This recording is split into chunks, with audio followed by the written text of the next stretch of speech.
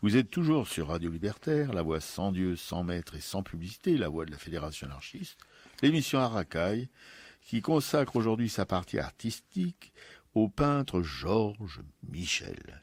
C'est un naturaliste avant l'heure, c'est un impressionniste avant l'heure, il est tout avant l'heure, mais trop avant l'heure sûrement parce que il n'a pas eu vraiment un succès, le succès que méritait son travail, et il n'a jamais rien fait pour l'avoir d'ailleurs. Tout à fait. C'était pas sa préoccupation première. Voilà. Ouais. Et donc ma camarade Piquécou va vous en causer plus savamment, parce que comme vous le savez, il suffit de lui, c'est un petit peu comme les chiens de berger, il suffit de lui lâcher un truc, de la lâcher sur un sujet, et puis là, alors là, je vous dis, bon, vous êtes peinard pendant le temps qu'elle travaille, il n'y a pas de souci pour ça. Et elle va vous livrer sa provende aujourd'hui avec une étude sur Georges Michel par Alfred Sancier, et ça date de 1873. Et c'est magnifique, vous allez écouter ça. Ouais, on va commencer par lire un extrait, et effectivement, Alfred Sancier, alors lui était un historien d'art français qui a été critique aussi, qui s'est vraiment passionné pour l'art, qui a rencontré Théodore Rousseau, il en a même été son exécuteur testamentaire, il a côtoyé Jules Dupré, il a côtoyé Troyon, Narcisias de la Peña, il a aussi beaucoup côtoyé Millet, donc il a fait une biographie, on en avait déjà parlé à ce moment-là. Sûr, oui. Et 1873, c'est 30 ans après la mort de Georges Michel, en fait, il a fait toute une étude sur son travail, et il a fait sa biographie dont je me suis inspirée par la suite à partir de ce qu'a raconté sa veuve. Et c'est un bouquin que j'ai mis en lien sur le blog, parce qu'on peut le trouver en PDF, qui est absolument passionnant à lire. J'ai pas eu le temps, malheureusement, de lire les 200 pages pendant la semaine, là, mais il y a un style, il y a vraiment quelque chose, il y a toute une étude approfondie sur son travail, tout en étant un travail très, très vivant, quoi. Tout à fait, oui. Alors, Georges Michel a beaucoup peint, donc on le racontera, a vécu du côté de la butte Montmartre, la plaine Saint-Denis, donc s'est beaucoup inspiré de ces lieux-là pour son travail. Michel avait plus raison de dire qu'il n'est pas besoin de voyager et qu'un peintre devait trouver dans quelques lieux carrés de quoi l'occuper toute sa vie. Tout sujet ne peut-il pas devenir un prétexte à l'art quand un homme sera poussé vers un but par l'émotion ou par le plus modeste entraînement? L'émotion, chez un homme bien doué, fera parler les pierres, chanter les arbres, illuminera les coins les plus ingrats. Ce n'est pas la beauté du lieu qui en fera la séduction, c'est l'expression qui en déterminera la grandeur. Les Flamands ont poétisé les polders brumeux, les sillons les plus plats, les Espagnols ont idéalisé les supplices, ont anobli les truands, tout peut se dire, pourvu qu'on porte en soi la puissance de l'exprimer. Michel en est la preuve. Il n'avait devant ses yeux que les tristes et sordides faubourgs de Paris, les demeures déclassées des habitants qui entourent une grande ville. Il n'avait pour champ de course que des misères, des monotonies, des dégradations. Il sut transformer toutes ces choses sans nom en y appliquant les forces de sa vision, en y reproduisant cette partie de lui-même qui en comprenait les grandeurs. Ce qui éleva son esprit, ce fut un coin de terre qui semblait stérile aux artistes du passé et qui n'eut jusque-là aucun homme pour en découvrir la richesse. Ce fut Montmartre, colline ingrate et rebelle à tant d'esprit, et dont Michel s'empara comme d'un Parnasse. Montmartre est aujourd'hui annexé à Paris et réduit en servitude. Il a été équarri, arrondi, rogné et rajeuni, comme il convient à la mode des embellissements municipaux. Mais il n'est plus qu'un pastiche ridicule des transformations de Paris. Il y a 40 ou 50 ans, Montmartre n'était pas ce que nous le voyons aujourd'hui. C'était un lieu fort sauvage qu'on ne visitait que par nécessité, pour affaires ou par misanthropie. La colline était difficile à gravir, les chemins tortueux, sillonnés d'ornières dangereuses, et on s'embourbait facilement dans les marnes. On regardait Montmartre comme une petite cité inhospitalière dont on parlait aux enfants pour l'heure des légendes terrifiantes, car Montmartre passait, dans l'ancien temps, pour avoir été fée, et on disait de ces carrières qu'elles étaient les gardes-manger des ogres qui se repaissaient des enfants de Paris. Les carrières avaient conservé leur mystère, et si la légende avait perdu de son merveilleux, on savait que les éboulements y étaient fréquents et toujours à craindre. Les meuniers y avaient encore conservé leur tradition séculaire, on allait les visiter comme la plus ancienne famille de la banlieue, comme les autochtones du sol parisien. Quelques artistes aimaient avoir tourné leurs moulins, et entendre craquer sous les efforts des vents les carapaces pittoresques de ces vieilles machines à moudre. Il y en avait plus de 30, toujours en agitation et en exercice. Mais l'attitude de ce lieu étrange en imposait jusqu'à faire peur. Les proportions de cette montagne étaient cependant superbes. À ceux qui savaient voir, elle montrait au soleil de belles pentes vertes, des pâturages, des vignes, des champs de labour, ses blés, son bois de broussailles, de petits ormes et un pré fleuri à ses jours où se perdait l'eau des infiltrations glaiseuses de ses hauteurs. Le clocher de l'église Saint-Pierre et la tour du télégraphe aérien dominaient de leur silhouette nerveuse cette éminence calcaire. Montmartre vivait encore en dehors de Paris, comme la colonie d'un autre Mont-Saint-Michel. Les ruelles y avaient conservé leur nom du cru, on les nommait les rues ou les chemins des Bœufs, de la Fontaine du But, des Abbesses, de Saint-Éleuthère, de la Bonne, autrefois de la Bonne Fée, des Saules, de Saint-Vincent. Maintenant, ces vieux noms ont fait place à ceux de Dancourt, de Ravignan, de Norvins, fort étonnés de se trouver en société. Si on se prenait à dire qu'on éprouvait quelque plaisir à voir Montmartre, c'était en hésitant et comme honteux d'une attraction contre nature, car Montmartre n'était considéré que par les artistes en titre d'office que comme un gigantesque caillou, bon tout au plus à fournir à Paris de moellons et du plâtre. Michel ne demanda à personne le choix d'une prédilection. Il aimait Montmartre comme le lieu où il avait été élevé. Il se plaisait à parcourir les routes boueuses de Saint-Denis et de Saint-Ouen. Il était attiré vers les plaines plates, les longs alignements des boulevards extérieurs, vers les constructions massives des barrières de Louis XVI, les abattoirs et les baraques écrasées des cabarets faubouriens. Il aimait toutes ces monotonies inertes ou repoussantes, toutes ces lignes droites, et il prouvait qu'elles portaient un signe de noblesse puisqu'il en fit résonner les échos, muets jusqu'alors. C'est après Michel que vinrent Géricault, Decamps, Jules Dupré, Théodore Rousseau, Fière et Cabas, qui trouvèrent à Montmartre une mine de pittoresque à exploiter, mais c'est à Michel qu'on en doit la pensée première et la vraie découverte. Oui, c'est merveilleux parce que, si vous voulez, quand on voit à la Fondation Custodia, quand on voit cette expo, quand on voit ces cimaises avec ces peintures, on comprend mieux, on comprend tout à fait ce texte. Voilà, c'est quand même... Oui, de rien, il faisait quelque chose d'assez merveilleux. Et de plus en plus, plus le temps passe, je me dis que les artistes qui sortaient sur le motif comme lui, c'est un des tout premiers, si ce n'est le premier, à être sorti de l'atelier pour peindre dans la nature, et bien que c'est là que se joue une grande partie de l'émotion artistique. Voilà. Dans l'atelier, non, c'est pas tout à fait la même chose. On risque rien dans l'atelier, mais quand on sort, on risque parce que maîtriser un paysage, c'est pas facile du tout. C'est vraiment une bagarre, c'est vraiment une compréhension. Il faut être complice avec la nature, et c'est pas facile d'être complice avec la nature. Elle se refuse obstinément à toute complicité avec nous autres, les humains, qui la détruisons aussi allègrement. Voilà. Enfin, tout ça, c'est un petit peu approximatif, mais en tout cas, c'est ce que je ressens profondément de plus en plus. Voilà. Ouais, c'est vrai qu'on n'a pas précisé, parce que j'ai pas raconté encore sa vie, c'est que Georges Michel est né en 1763, donc on est quand même au 18e. Quoi. Au 18e, voilà, on est très proche même enfin, je peux encore en rajouter. Bref, et en même temps, c'est une peinture qui est très très moderne, enfin, dans la facture en tout cas, ou dans l'émotion qu'elle porte. C'est une peinture orageuse, on peut dire ça comme ça, voilà, avec des rayons de soleil qui de temps en temps éclairent une partie des œuvres et qui les rendent si vivantes et si proches de nous.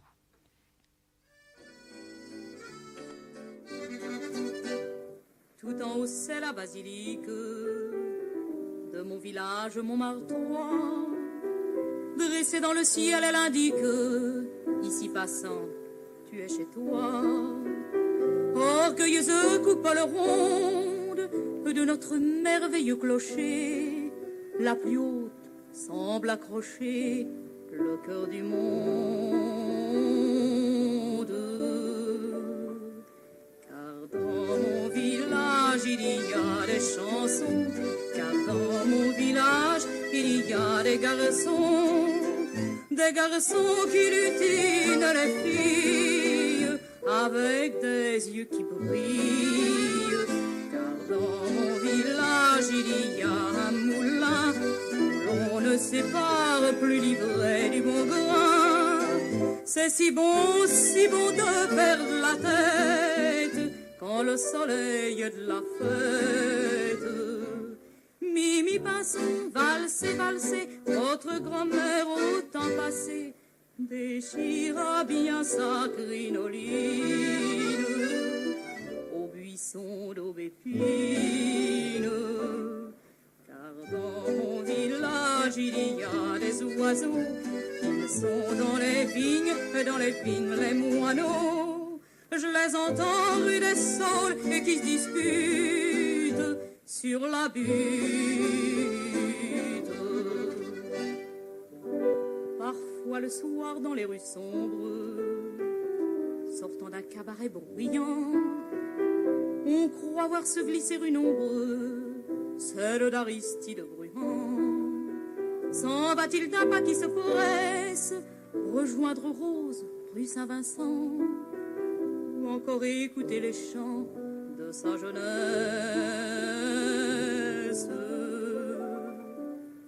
Car dans mon village il y a des chansons, car dans mon village il y a des garçons. Il y aura toujours des poètes pour vous conter fleurettes. Car dans mon village on y vit, on y meurt, et l'on part un jour avec 2 sous de fleurs pour faire le dernier voyage, voyageur sans bagage. Mimi Pinson, valsez, valsez, votre grand-mère au temps passé profita bien de son teint rose. Faites pareille chose, car dans mon village il y a des chansons, car dans mon village il y a des garçons. Laissons l'écart faire la culbute sur la butte.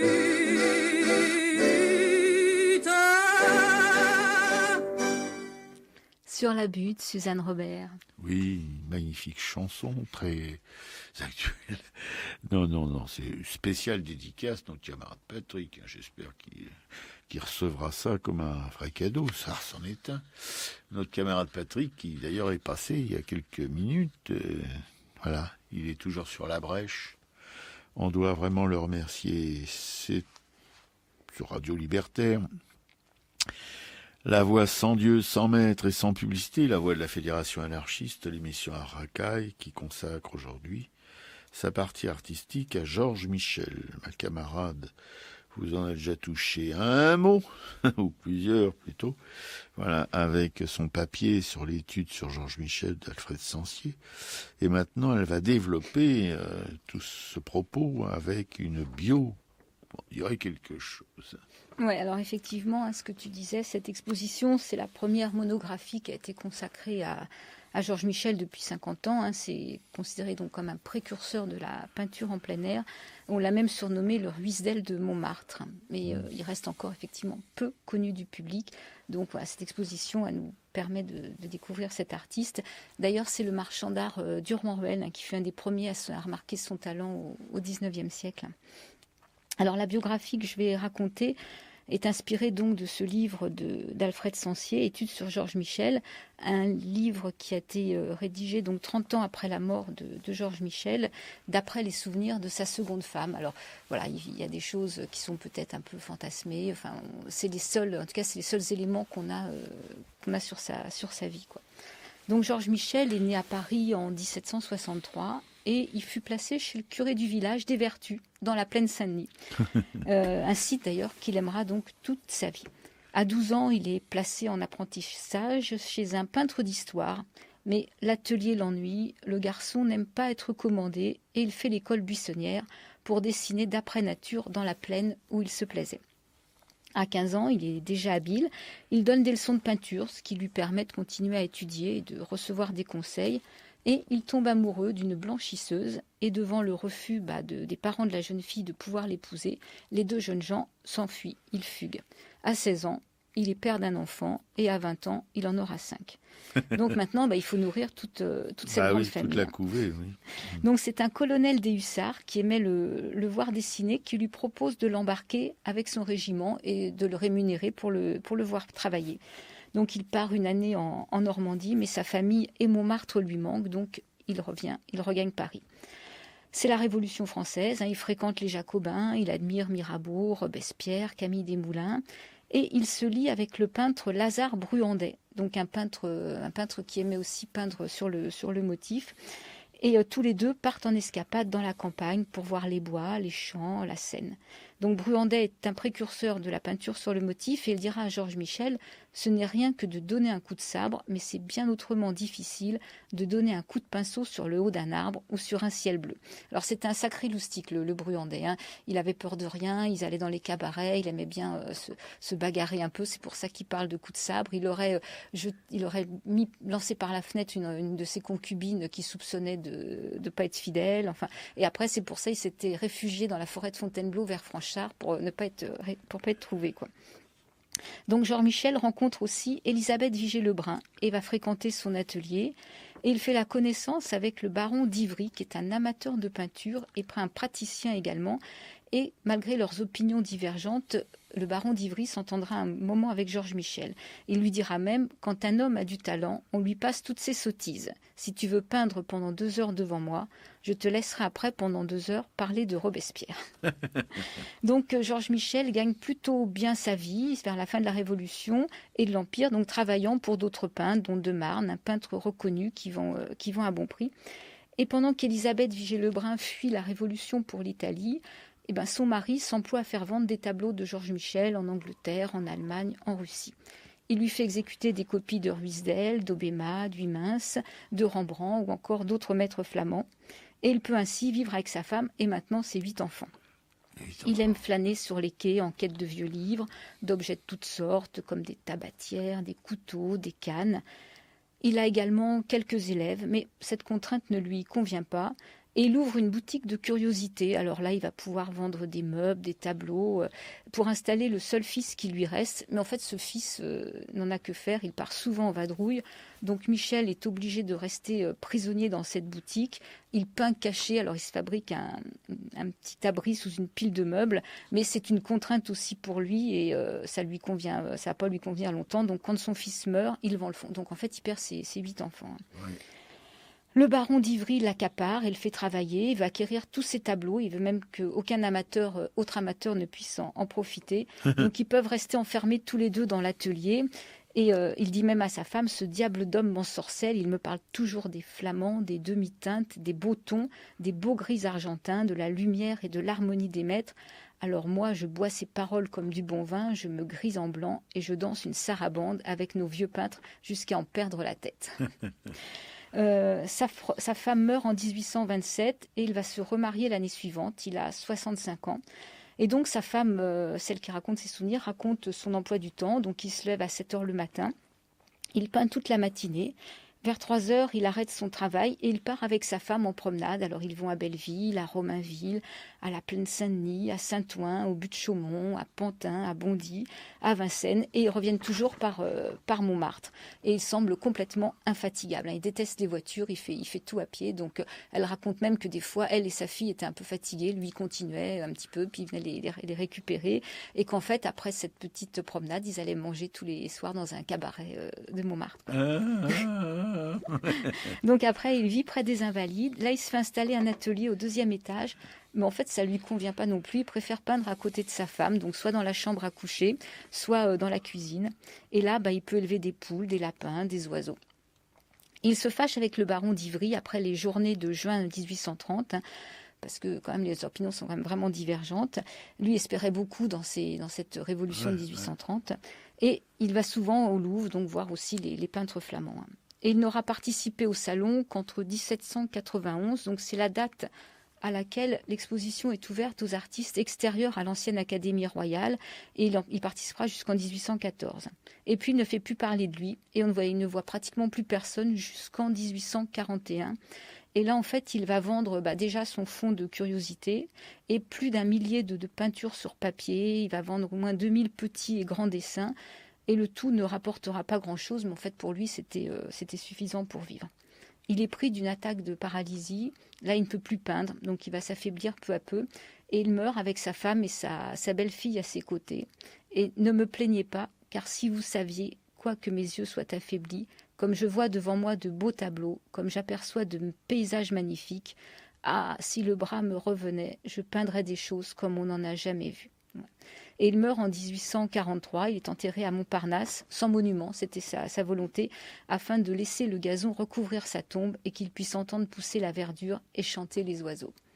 Ah ouais, c'est magnifique. Voilà. Ouais. Donc c'est une vie qui me semble assez en conformité avec ses idées. On ne voit pas... il a fait ce qu'il avait envie et apparemment, il aurait même pu gagner mieux sa vie si c'était confort. S'il avait peint ce qu'on attendait peut-être plus à ce moment-là d'un peintre. Oui, tout à fait. Oui, bien sûr, mais c'est quelqu'un qui semble absolument libre, quoi. Il aime bien diriger lui-même sa vie, pas qu'on lui dirige sa vie. Voilà, non, on sent ça en même temps dans sa peinture. Il y a quelque chose.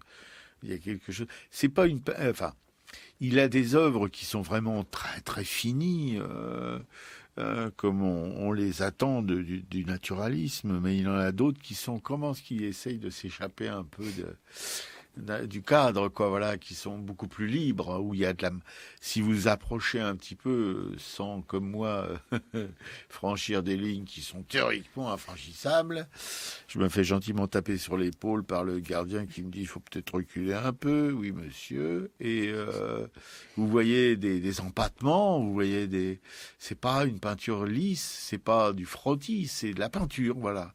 Et des empattements, à cette époque-là, c'est quand même assez inédit, hein. On peignait pas, on se laissait pas aller à des choses comme ça. Mais puis alors, je vous dis, c'est le peintre des orages. Il n'y a pas une peinture sans un ciel d'orage. C'est magnifique, mais en même temps, c'est pas triste du tout. Parce que ce gris des ciels, ce gris presque noir parfois des ciels, est rattrapé, parce qu'il y a toujours au moins une éclaircie quelque part dans le ciel, et sur le sol, on voit une tache de lumière d'un seul coup au milieu d'un quelque chose d'assez sombre. On voit aussi au loin l'orage, la pluie qui tombe, il peint la pluie. Voilà, c'est pas du tout une peinture triste, ça exalte des choses toutes simples, quoi. Un champ de blé, un chemin boueux avec des traces de roues de chariot, voilà, une bergère, et il y a toujours la plupart, la grande majorité des œuvres qu'on a vues, il y a toujours des petites taches de rouge, d'un corsage, d'un sarrau, d'un fichu, voilà, sur une paysanne, et sur un paysan aussi, ça peut être un gilet rouge. Il y a toujours un point focal qui évidemment tout de suite vous attire vers l'œuvre, quoi. C'est pas du tout. Vous pouvez pas passer sans détourner la tête. Hein, c'est pas possible. Ça, et vraiment des finesses, des rendus de matière sur les arbres, sur les feuillages, sur l'eau, sur la terre, qui sont absolument extraordinaires. On voit pas ça tous les jours dans la peinture, surtout aujourd'hui.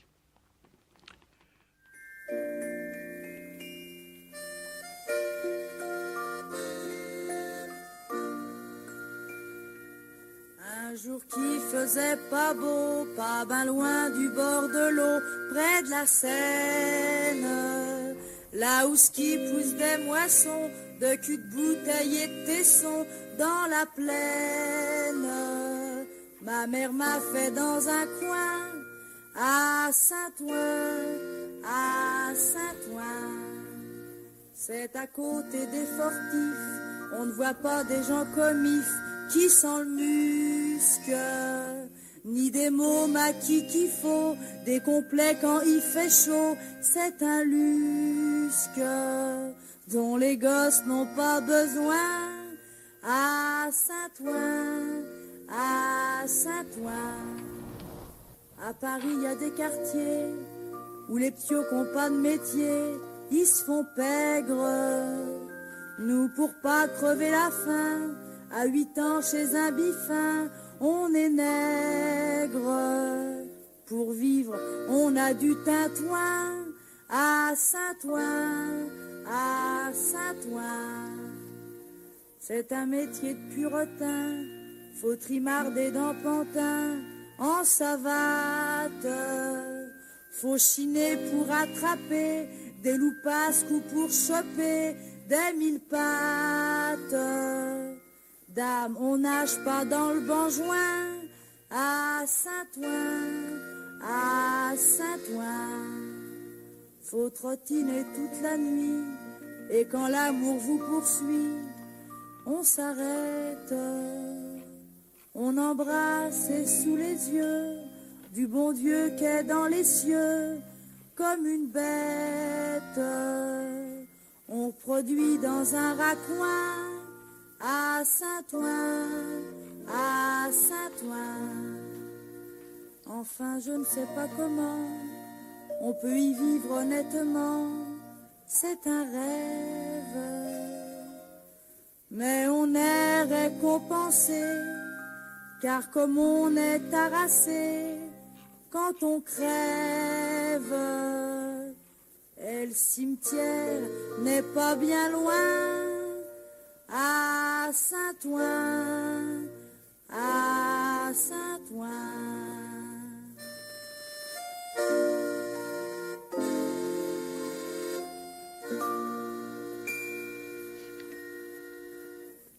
À Saint-Ouen, interprété par Picolette, et c'est des textes d'Aristide Bruand. Voilà.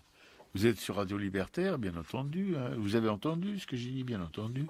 Sur Radio Libertaire, la voix sans Dieu, sans maître et sans publicité, la voix de la Fédération anarchiste. L'émission à Racaille, qui va bien sûr un peu clore le chapitre Georges Michel, mais pas tout de suite. Hein. Voilà, sur son œuvre maintenant, ce qu'on a vu, évidemment, à la Fondation Custodia avec ma camarade il y a environ une semaine. C'était un vendredi. J'ai oublié de vous préciser qu'avant d'aller à la Fondation Custodia, nous sommes allés à la Maison Rouge. D'abord de Château de Vincennes à Maison Rouge. Vous savez, c'est pas loin de la Bastille et pas loin de la gare de Lyon. Et là, nous avons vu une exposition de poupées fabriquées par des nounous noirs aux États-Unis au XIXe siècle. Voilà. Après, une petite collation dans une pizzeria à côté. Et après, de là, on a décollé vers la Fondation Custodia sur la rive gauche de la Seine après avoir traversé le pont d'Austerlitz. Comme c'est bien dit.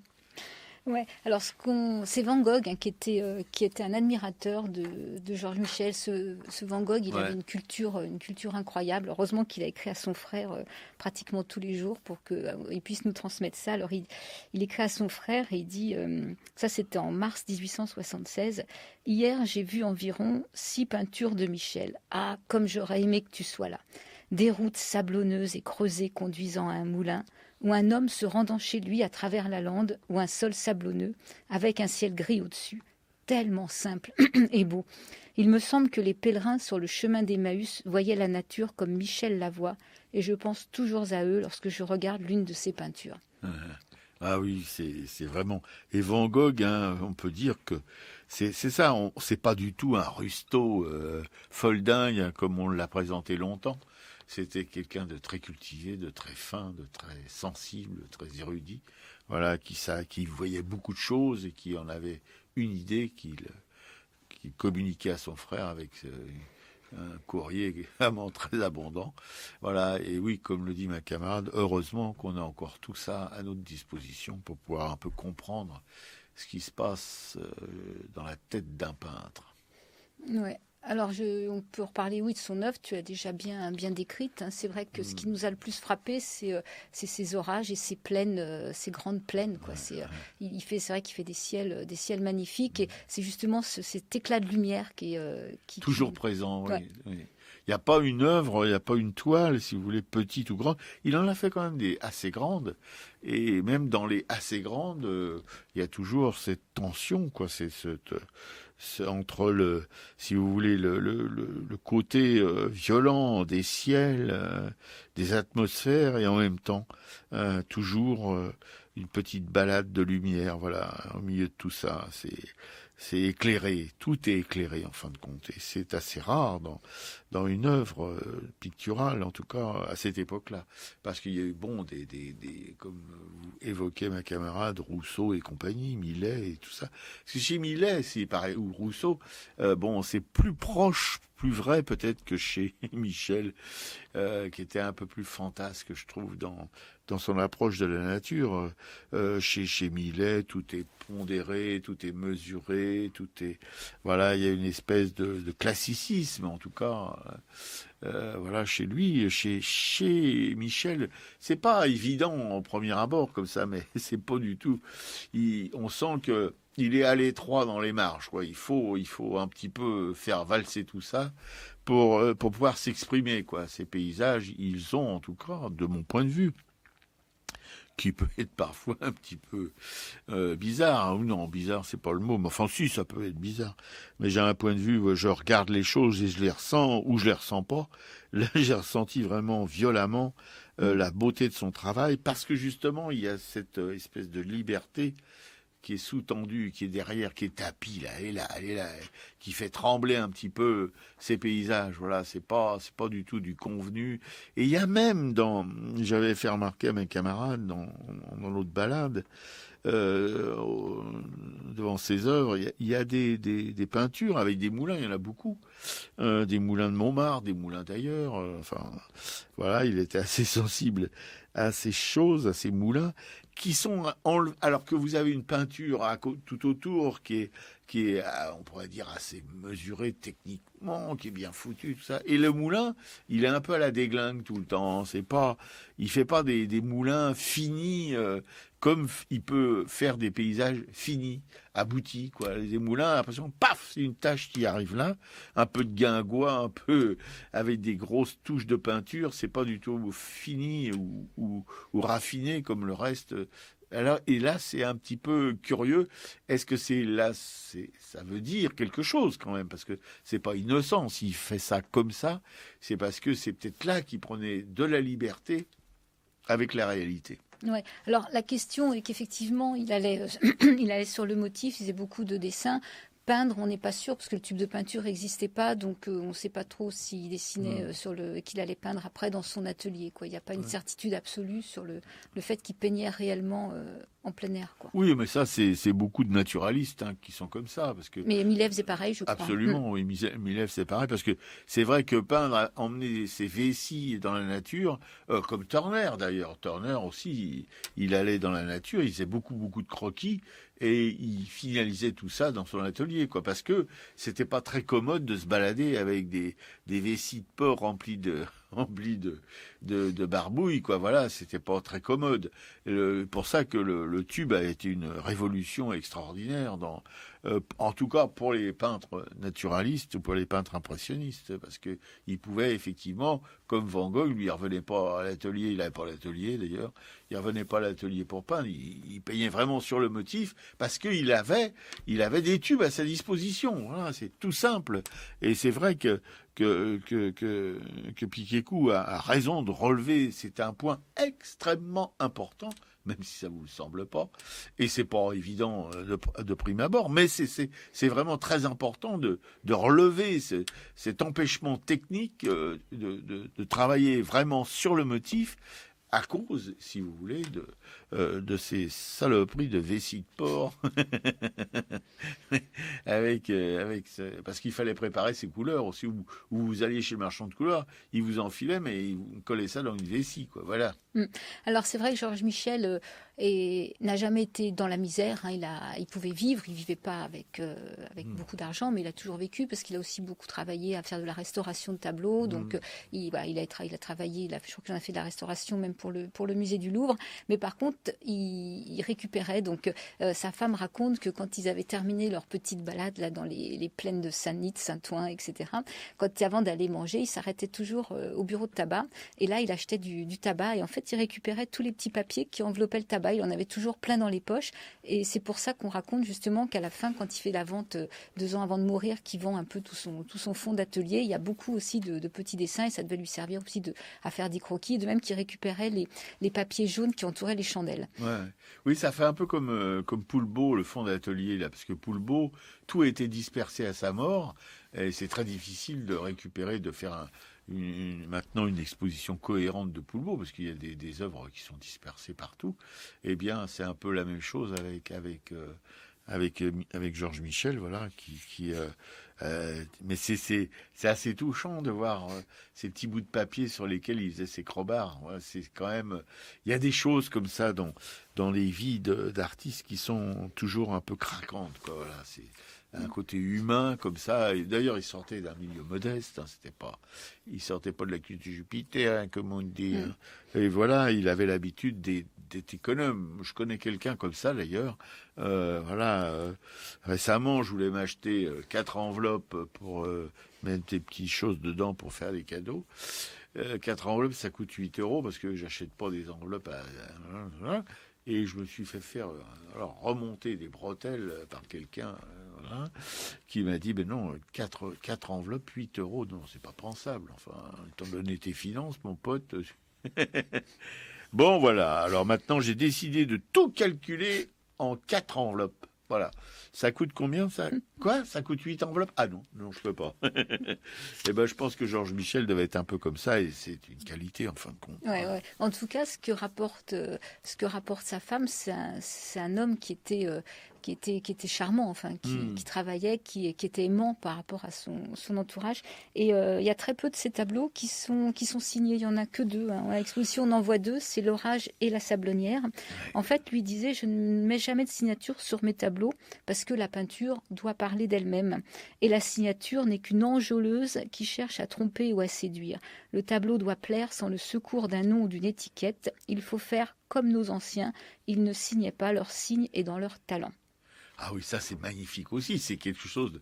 Non, mais ça semble comme ça, bon, il signe pas, et alors, mais non, c'est énorme. C'est quand même... Là aussi, c'est complètement révolutionnaire, si vous voulez. Parce qu'il l'explique en même temps, et son explication, elle est très, très juste. C'est un autre artiste qui disait, si vous regardez une peinture, vous regardez la peinture et vous regardez la signature après. Il ne faut pas la regarder avant, parce que ça va vous influencer dans votre regard sur elle. Voilà. Non, mais c'est très important, parce que maintenant, oui, les gens, ils font les musées, ils font les peintres, hein, comme ils font les vacances, ils font les Baléares, tout ça. Et ils regardent, vous les voyez d'ailleurs, si vous allez fréquenter un peu les musées, vous verrez. Ils regardent d'abord qui c'est qui a fait ça, et puis après, ah oui, évidemment, ils sont confortés parce qu'ils ont regardé la signature, le petit cartel qui explique la chose à côté. Non. C'est difficile, remarquez, c'est une gymnastique, c'est une ascèse. Oui, je rigole pas du tout, de regarder d'abord l'œuvre avant ou même de prendre le parti de ne jamais regarder de qui elle est. Et voilà. Et vous devez, c'est l'œuvre qui parle, c'est pas la signature, c'est pas l'histoire de la peinture, c'est l'œuvre, ce que vous avez devant les yeux, l'image, voilà. C'est ça qui doit vous enfin, si ça vous intéresse pas, bon, bah, c'est pas la signature qui va y faire quelque chose, ou elle y fera quelque chose, mais ça sera une enjôleuse, c'est une tromperie, voilà. Ouais. Et je repensais, là, tu parlais des moulins, alors il connaissait très bien, donc, tous les peintres flamands, il connaissait le travail de Rembrandt, il connaissait aussi ses moulins. Rembrandt a fait une peinture où il y a trois moulins, donc il a forcément, il avait toujours aussi ça dans la tête. Et là, c'est pareil, c'est à propos de leur balade, quand il se balade un peu dans toutes ces plaines où c'est pas toujours très très propre, sa femme dit qu'autour de 1820, il aimait tant son Paris et son Montmartre qu'il allait jusqu'à peindre les dépotoirs de Pantin. Et quand on desséchait un réservoir pour en vider un autre, Michel était là, avec sa boîte et son crayon pour en saisir un effet de cascade. Rien ne le répugnait. nous nous sauvions sous le vent empesté, lui restait là et ne rentrait qu'après avoir terminé son étude. Tiens, dit-il en rentrant, c'est comme un torrent en Suisse, c'est même d'un plus beau ton, c'est même comme un cuip. Voilà, non, oui, on peut quand même regretter, si vous voulez, d'une certaine manière, surtout quand on voit, il faut vraiment que vous fassiez un effort pour y aller.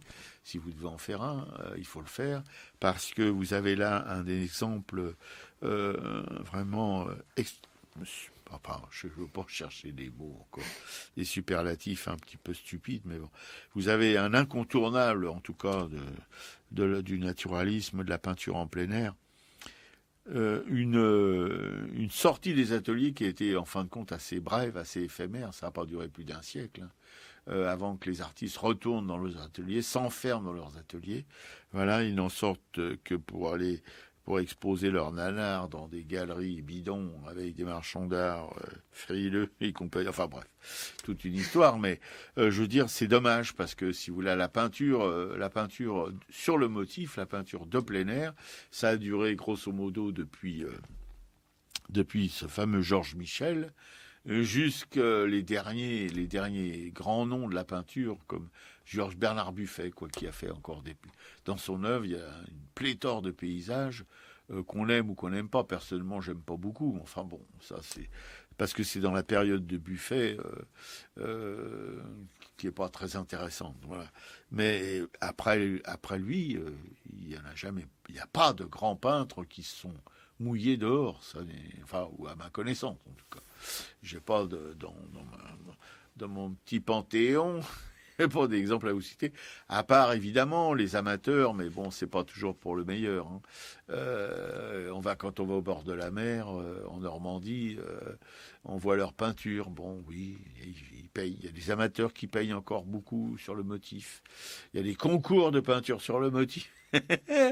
Ça me fait marrer un peu.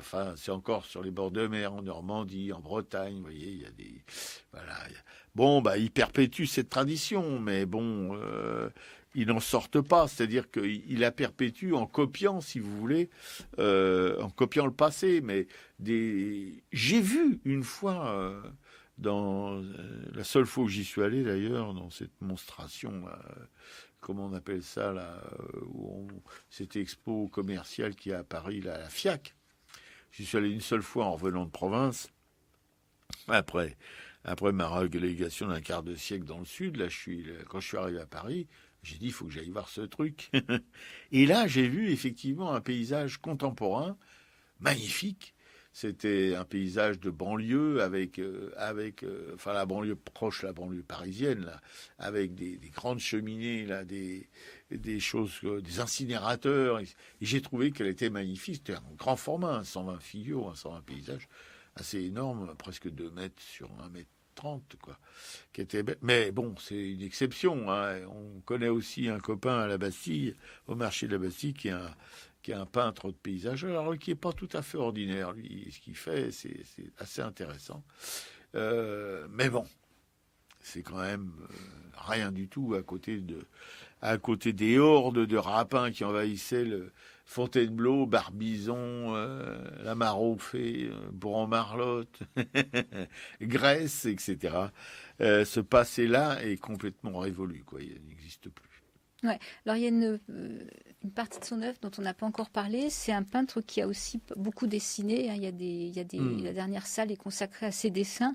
Donc il dessine à la pierre noire. Oui. Et donc il travaille beaucoup les arbres. Il fait des dessins d'arbres qui sont assez très fins, très finement dessinés, qui pourraient être des dessins qu'on trouve dans des livres de nature sur la nature. Oui, bien sûr, oui, tout à fait. Oui. Donc ça, c'est important. Donc c'est une partie aussi importante de son œuvre, quoi. Donc il travaille donc à la pierre noire. Il fait beaucoup d'espèces d'arbres différentes. Je pense qu'il y a un saule qui est assez joli, qui a le tronc un peu ouvert là. Et voilà, ça signalait aussi, quoi. Oui, bien sûr, mais c'est toujours la même chose. On vous le dit ici depuis un bon moment, que la marque aussi de ces artistes qui comptent, c'est qu'ils avaient une puissance de travail complètement hors norme, quoi. Voilà, ils étaient capables de faire des milliers de dessins. des centaines de peintures, de gravures et tout. Voilà, c'est ça. Voilà. C'est pas. Comment dirais-je, ils n'économisaient pas leur énergie. Ils y allaient plein pot. Voilà. Ouais. Alors, est-ce qu'on dit un mot aussi sur cette fondation Custodia, alors qui a un endroit quand même assez très agréable, hein. C'est un beau bâtiment, il y a pas beaucoup de monde. Non. Et il y a 2 autres expositions en même temps que celle de Georges Michel. Bon, il y en a une sur les portraits miniatures, ça nous a pas bouleversé, mais il y en a une deuxième qui présente toutes leurs acquisitions. Leurs nouvelles acquisitions. D'art sur papier, en fait. Ouais. C'est 3-4 salles sur leurs dernières acquisitions en dessin, et ça, c'est vraiment à voir aussi. Si vous allez voir Georges Michel, il ne faut pas oublier de descendre là au sous-sol, aller voir cette exposition. Tout à fait. En plus, il distribue un petit livret qui est très très complet, avec chaque œuvre répertoriée et avec la technique, avec un petit bio sur le peintre. Enfin, je trouve que c'est assez fantastique, quoi. Oui, et puis un petit livret qui est bien typographié, avec un beau papier et tout ça. C'est pas vraiment un truc du foutage de gueule. Hein. C'est un papier verger, etc. C'est très très top. Ouais.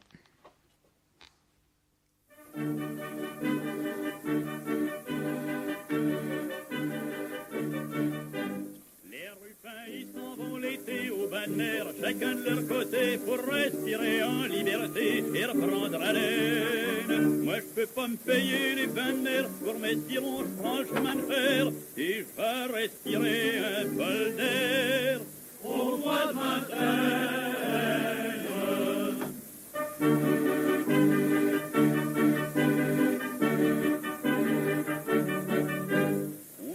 Guerre de Macosac, il y a quelques rentiers autour du lac qui promènent leur mal d'estomac et leur venin. Mais quand arrive la belle saison, il y a des ouvriers à foison qui viennent se les caler sur le gazon au bois de Vincennes.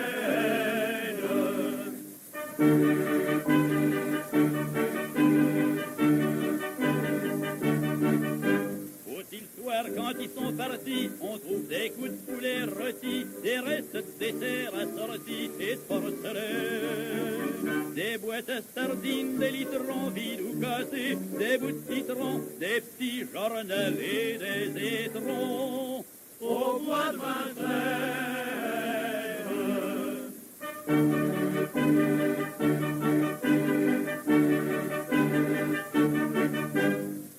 À travers les trognons de choux, on voit des grands canonniers roux et de tout petits tourlourous qu'ont rien de la peine. Car avec des airs triomphants, ils vont avec les bonnes enfants dans les petits coins s'asseoir dedans au bois de Vincennes.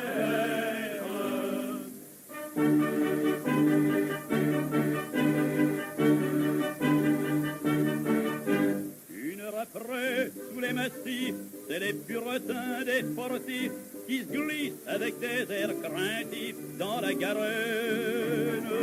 Les pauvres gueux sans feu ni lieu qui trouvent de quoi se faire un bon pieu sous l'œil caressant du bon Dieu. Au bois de Vincennes.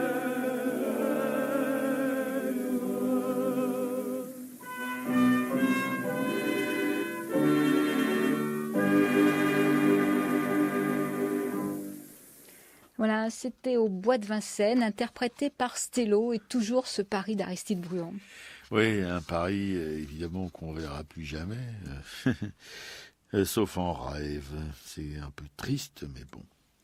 Tant qu'on a des témoignages comme les œuvres de Georges Michel ou d'autres, évidemment, Millet et compagnie, eh bien, on peut encore s'y croire. Voilà.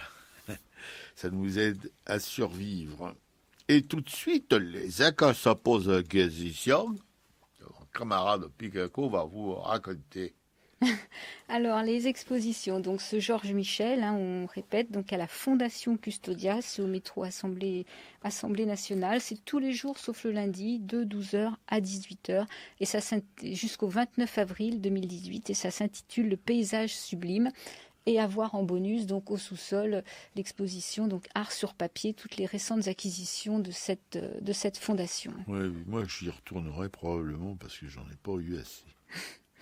Alors toujours au programme, Maison Rouge avec cette artiste rome autrichienne, Chaya Stochka, donc jusqu'au 20 mai. Maison Rouge, c'est du mercredi au dimanche à partir de 11h. Et à Maison Rouge, on peut également voir l'exposition Black Dolls, qui est une exposition donc sur des poupées noires qui ont été faites par des Afro-américaines entre le milieu du 19e et le milieu du 20e, à 1840-1940 environ sur ces poupées. C'est la collection de Deborah Neff. Il y en a beaucoup, il y a pas mal de poupées, il y a plusieurs sortes de poupées, donc c'est à découvrir aussi tant qu'on est à Maison Rouge. Oui, moi j'ai beaucoup aimé les plus primitives, évidemment, qui ressemblent le plus à des poupées vraiment africaines. Il y a le plus primitif, c'est-à-dire sans aucun artifice de vêtements, etc., juste une espèce de petit bout de machin, là, en tissu, avec 2 bras, 2 jambes, une tête, 2 petits yeux, un petit bout de nez, en même temps brodé, voilà, une bouche, dans des tons un peu bruns. J'ai beaucoup aimé ça, oui, vraiment. Le reste, c'est autre chose, ça se rapproche plus de la poupée classique. Voilà, c'était pour les enfants des planteurs, etc., des enfants blancs. Ils avaient des poupées noires et les petits noirs avaient des poupées blanches. Ouais, alors il y a beaucoup de photographies dans ces expositions. Il y a 3-4 murs de photographies de l'époque, justement, soit d'enfants blancs avec des poupées noires, soit d'enfants noirs avec des poupées blanches, avec des explications probablement vraies sur pourquoi les poupées sont ainsi, quoi. Que la poupée blanche est une poupée qui représente aussi le fait d'être arrivée. Donc les petits noirs étaient contents d'avoir ces poupées. Que les poupées noires seraient probablement des poupées que les nounous avaient faites et qu'elles donnaient aux enfants blancs. Et il y a des poupées qui sont assez sympas. C'est des poupées, j'ai oublié le nom, qui ont deux figures, en fait, qui ont un moitié blanche, moitié noire, et il y a juste la robe qui permet de passer de l'une à l'autre. Ça me fait un peu peur, ça. Enfin, Mais non, mais Robert, ça existe dans les marionnettes. Oui, je sais, mais dans une marionnette, c'est rigolo, là, c'est moins rigolo, je trouve. Enfin bon, chacun sa sensibilité. Hein. Ouais. Alors, on peut aussi toujours aller à Pontoise, au musée Tavet de la Cour, le 7 mars. Il y a une conférence-concert autour de Nicolas de Staël, le musée Tavet de la Cour, c'est ça, je l'ai dit, c'est Pontoise. Il y a toujours les expositions dont on a parlé dans les dernières émissions, au Petit Palais, donc les Hollandais à Paris, de la fin du 18e à 1914. La rétrospective Jean Fautrier au musée d'art moderne. Et voilà, j'avais parlé de musée Marmottan aussi, qu'on avait en prévision, mais peut-être que c'est pas celle qu'on ira voir tout de suite. Donc Corot, le peintre et ses modèles au musée Marmottan jusqu'au 8 juillet. Et il y a notre graveur Clément qui nous envoyait un petit mail hier, qui lui a une énergie d'enfer et n'arrête pas. Donc Clément, si on veut voir son travail, il est au Manche-Disque. Donc le Manche-Disque, c'est 50 rue de Romainville à Montreuil, c'est un restaurant. Donc il y est donc du 10 au 30 mars avec un vernissage le 10 à partir de 18h. Là, c'est une exposition collective, ils sont au moins une dizaine. Il participe aussi alors à la Giboulée Underground et aux radiations alternatives. Ça, c'est les 17 et 18 mars, c'est au Pôle. C'est 3 rue Sainte-Félicité dans le 15e arrondissement. Ouais. Et il est encore à Montreuil, la journée du 24 mars. Il fait une vente éphémère, ça s'appelle le Laboratoire. C'est dans la boutique Saperlipopette, c'est la rue piétonne qui part de Croix-de-Chavaux. Mais c'est donc le samedi 24 mars de 12 à 19h. Et là, ils sont 4. Il y a la Louve de la Pampa, Clémence Queverte, Nicolas Perruche et Sang d'encre. Oui, alors vous pouvez y aller parce qu'ils ne vendent pas très cher quand même. Vincent et puis bon. Clément, c'est pas Vincent, c'est le Vincent de la gravure, mais. Oui, je le confonds avec Van Gogh, c'est pas de ma faute, parce qu'en plus je trouve qu'il lui ressemble, sauf qu'il a pas la barbe, mais s'il avait la barbe, ça serait lui, quoi. Enfin, il a son énergie, sa folie en même temps, voilà. Et puis il vend pas vraiment très très cher. Et si vous voulez vous offrir une gravure de Clément, c'est le moment d'y aller. Voilà. Et puis alors. On passe au culturel de la semaine. Alors là, cramponnez-vous parce que c'est... Pas du tout. Alors, Fatima, un film qui est passé sur Arte mercredi dernier, qu'on peut revoir en replay sur un ordinateur facilement. Fatima, c'est un film de Philippe Faucon. C'est un petit film, il dure 1h15. C'est c'est un beau film, c'est un film avec une économie de moyens, je pense, mais il y a 3 belles figures. Il y a Fatima, cette maman qui a à charge 2 adolescentes, une qui est en première année de médecine, la deuxième qui doit être en seconde, enfin qui pas de médecine. Non, qui est en seconde au lycée et qui elle est plutôt rebelle, qui est plutôt très agressive avec sa maman. En fait, ça se passe dans une banlieue, c'est pas précisé laquelle. Non. Et cette maman, Fatima, fait tout pour que ses filles puissent s'intégrer, puissent réussir. Donc, elle travaille, elle fait des ménages. Enfin, c'est un très très beau film qui soulève beaucoup d'émotions justement. Tout est dit. C'est pas grossier, c'est pas caricatural, mais il y a vraiment ce rapport de cette maman avec ses 2 filles, dont l'une va s'accrocher pour passer sa première année de médecine, va pouvoir se louer un appartement, et puis la deuxième, il faudra gérer avec son caractère qui est en rébellion, même par rapport au statut de sa maman. Ça lui fait mal de voir cette maman qui s'use toute la journée à faire des ménages. Je pense, oui, tout à fait. Non, c'est magnifique, c'est un très beau film sur la maman, la maman telle qu'elle. Ça existe des mères comme ça. Et encore une fois, c'est... Voilà. On peut le voir, je crois, on peut le revoir sur Arte jusqu'au 7, donc jusqu'à demain. Absolument, Et puis, Ni juge ni soumise, de Jean Libon, qui te passe au Méliès, avec Yves Inan. Alors là, je laisse ma camarade en parler. Pas du tout, j'aimerais mieux que tu en parles d'abord. Parce qu'après, elle va le descendre, alors bon... ça a été l'objet d'une de nos discussions ce matin en venant. Moi j'ai aimé, j'ai supporté, parce que j'ai découvert un milieu complètement terrible, le milieu de la justice. C'est en Belgique, mais je pense que c'est pas très différent de celle de la France. Une juge d'instruction, on la voit dans ses œuvres, dans son quotidien, avec tous ces gens qui sont un peu à la marge, qui sont un peu...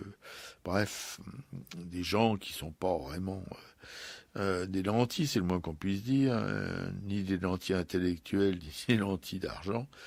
Et voilà, et bon, alors ma camarade, elle va vous en causer d'une manière, elle va descendre le truc avec une joie non dissimulée. Et si elle le fait pas, c'est qu'elle est un petit peu faux cul. Non, j'ai pas envie de descendre. Mais bon, moi je pense que c'est à voir, parce que c'est très rare de pouvoir aller en plongée comme ça dans ce monde judiciaire qui est quand même assez fermé.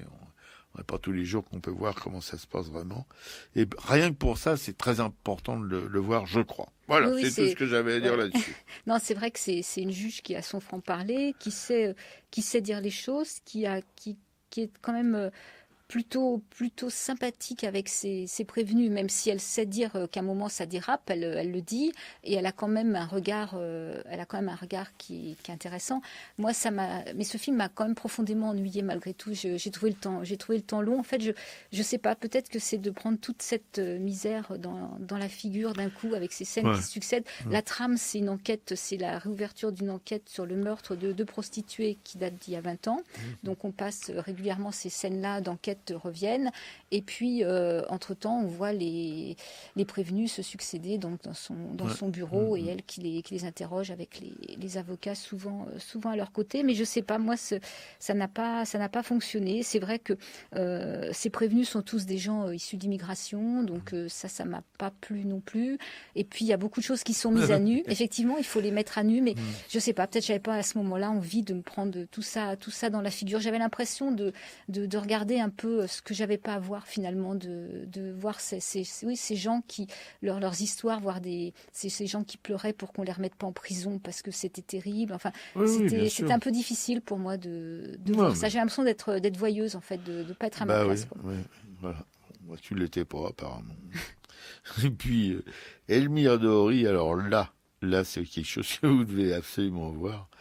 C'est sur Arte toujours, vous pouvez le voir en replay. Mais alors c'est phénoménal, hein. C'est l'histoire d'un faussaire, le plus grand faussaire que le monde ait jamais connu, voilà. Et un petit père vraiment comme ça, vous le voyez dans la rue, vous pouvez, bon. La seule particularité, c'est qu'il est gay, qu'il est homosexuel. Bon, si on peut dire que c'est une particularité, qu'il est juif aussi, et qu'il est d'Europe centrale, et que c'est un menteur inné.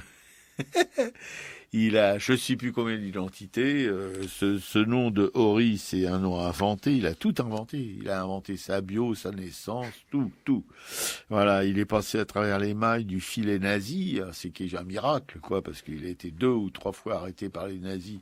Et à chaque fois, il a réussi à s'en tirer. Voilà.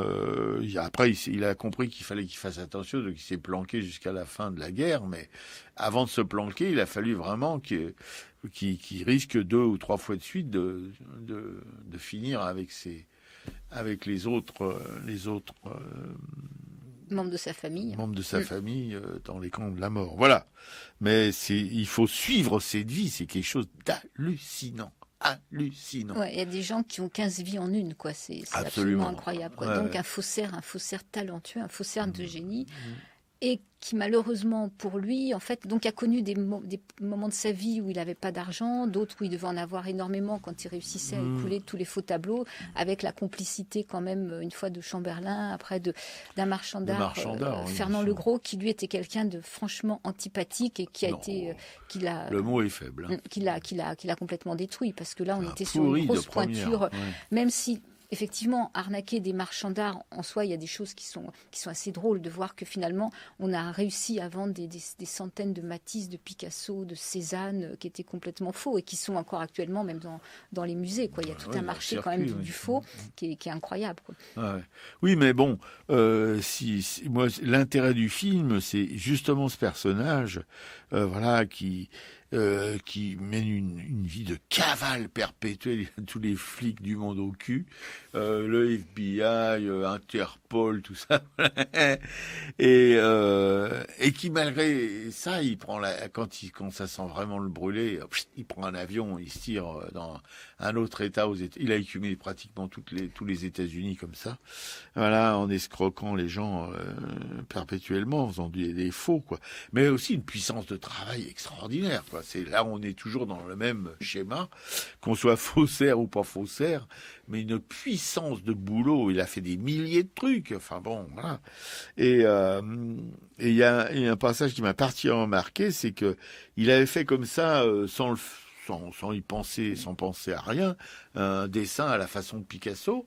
Et il y a une Anglaise qui se pointe chez lui et qui voit ce dessin, qui dit mais c'est un Picasso. Alors lui, il sait pas trop quoi dire. Il est complètement fauché, il a pan à rond et tout. Et la nana lui propose de l'acheter, évidemment. Alors lui, oui, bon. Elle lui propose 50 livres sterling. Dans les années 50, c'est quand même beaucoup, hein. Et lui, il accepte. Et voilà, il s'est dit, si c'est si facile que ça d'écouler des faux, allons-y. Et ça, c'est de là qu'il a démarré vraiment une vie de faussaire, mais voilà. Non, il faut voir ça, c'est même le plus grand génie de l'écriture pourrait pas inventer une vie pareille. C'est pas possible. On dirait, non, mais c'est le mec, là, il délire, hein, non, c'est vrai. Voilà. Sauf la fin qui est tragique parce qu'il se suicide en absorbant des litres de cognac, de whisky et des somnifères. Et voilà. Bon, il tombe dans le coma et il meurt. Bon. Non, mais c'est quelqu'un qui est très touchant, hein. C'est vrai complètement, que... oui. Et d'ailleurs, les témoignages qu'on voit dans le doc de ses amis l'ont tous vraiment aimé. On sent bien que c'est sincère, quoi. Tout à fait. Voilà, il a eu une vie qui est très difficile parce qu'effectivement, il a été vite fatigué par toutes ces cavales. Donc juste quand il se réfugie à Ibiza à la fin de sa vie, il pourrait être plus tranquille, sauf qu'il y a toujours cette pression de Legros pour qu'il continue à faire de faux tableaux, et c'est ça qui va l'achever. Ça, c'est vraiment très très très glauque, quoi. Mais lui, il avait un don. D'ailleurs, il dit pas qu'il fait des copies, il dit qu'il travaille à la manière d'eux, parce qu'il invente complètement le tableau, quoi. Oui, absolument. Oui. Et puis son ami, l'ami qu'il a eu, un très beau jeune homme qu'il a rencontré à Ibiza, un Américain, qui vit encore, enfin à l'époque où le film a été fait, et puis qui en disait vraiment beaucoup de bien, quoi. Voilà. Donc c'était pas du tout un salopard comme son commanditaire principal, le Gros, qui était vraiment une pourriture humaine, mais de quelque chose d'incroyable, quoi. Et quand Piquet m'en a parlé, parce que c'est encore elle qui est sur le coup, et elle me parle de Legros, ça me dit tiens, Legros. Ah bah ouais, dans les années 60, effectivement, où il officiait, j'en ai entendu parler, j'étais évidemment jeune, mais je m'en suis très très bien souvenu, et du personnage complètement folklorique. Très extravagant, Ouais, un ouais. grand chapeau, des lunettes noires, des grands cheveux. Des barreaux de chaise, voilà, toujours au bec, le champagne qui coulait à flot et tout. Un taré, quoi, mais le taré de chez taré, quoi. Mais, enfin, son seul mérite, c'est d'avoir escroqué un maximum de milliardaires. Voilà, mais à part ça, bon, de milliardaires et d'experts et de musées, et de toutes ces choses-là, ça, je trouve ça hilarant. Voilà, c'est de la reprise individuelle, mais à une échelle cosmique. Mais bon, mais à côté de ça, humainement, c'était vraiment quelqu'un de complètement taré, quoi, voilà, qui a terrorisé les deux faussaires, il les a terrorisés, parce que il y a un mec qui à un moment il vient à Ibiza rencontrer ce faussaire, et il lui dit surtout si vous n'allez pas en prison, parce que Gros a mis un contrat sur votre tête, et si vous allez en prison en France, vous serez tué, quoi. Voilà. C'était tout à fait le personnage capable de ça, parce qu'on a un témoignage aussi d'un autre faussaire qui travaillait pour lui, aussi un homosexuel, et qui était devenu un vieil homme, quoi, voilà, et qui était terrorisé à l'idée, rien qu'en parlant de ce marchand d'art, mais terrorisé, on voyait, il avait les yeux complètement exorbités, comme si l'autre était derrière la porte et allait rentrer pour le tuer, quoi. Voilà, donc, vous donnez l'ambiance. Bon, à voir absolument. Ouais, ça c'est jusqu'au 10 mars. Il y a encore un petit peu de temps. Hein, je vérifie. Ouais, c'est ça. Voilà.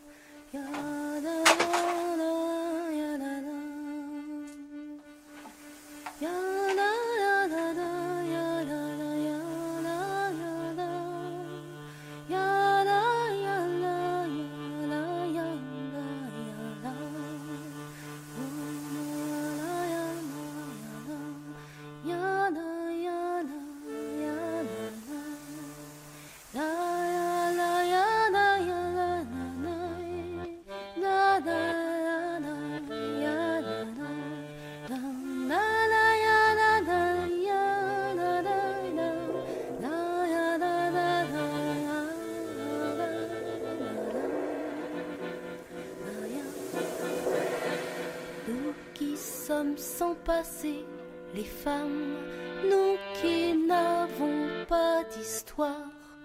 Depuis la nuit des temps, les femmes, nous sommes le continent noir. Le fond, nos femmes esclaves, et brisons nos entraves. Debout, debout, asservis, humiliés, les femmes achetées, vendues, violées. Dans toutes les maisons, les femmes hors du monde reléguées. Levons nos femmes esclaves et brisons nos entraves. Debout, debout, seules dans notre malheur, les femmes l'une de l'autre ignorées. Ils nous ont divisés, les femmes, et de nos sœurs séparées. Levons nos femmes esclaves et brisons nos entraves. Debout, debout. Le temps de la colère, les femmes, notre temps est arrivé. Connaissons notre force, les femmes, découvrons-nous des milliers. Levons nos femmes esclaves et brisons nos entraves. Debout, debout. Reconnaissons-nous, les femmes, parlons-nous, regardons-nous. Ensemble on nous opprime, les femmes, ensemble révoltons-nous. Levons nos femmes esclaves et brisons nos entraves.